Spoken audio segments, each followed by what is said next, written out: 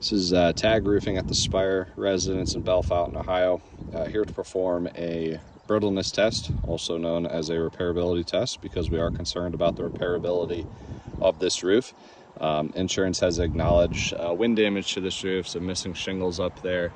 I do want to point out these are all temporary repairs. You can see these shingles were just slid up underneath the ones that blew off. Some of them are even tarred down, right? So those are temporary repairs, they are not permanent. But the point of this test is to show what issues may occur if we attempt repairs to this roof.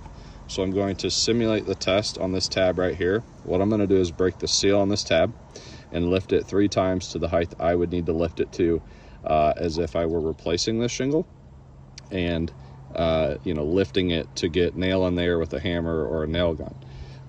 If I was replacing this shingle, I would have to manipulate this first row here as well as this second row up here to get to the nails holding in this shingle, right? So each one of those shingles, I got to lift it to a certain height, right? So let's start by breaking the seal on this shingle here. I mean, already you can, this shingle is tearing and breaking as I do this.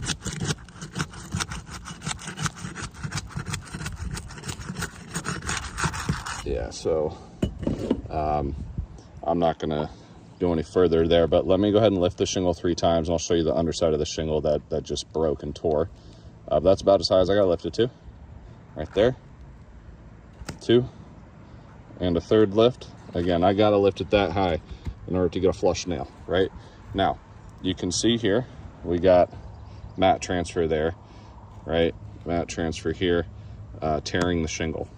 Now, lifting that shingle, manipulating it, has caused a crease at the top of the shingle here. I'm gonna have to manipulate all of these tabs up here in order to replace this shingle. If I do that, it's gonna compromise the integrity of the roof, cause further damage to this roof. This roof is not repairable.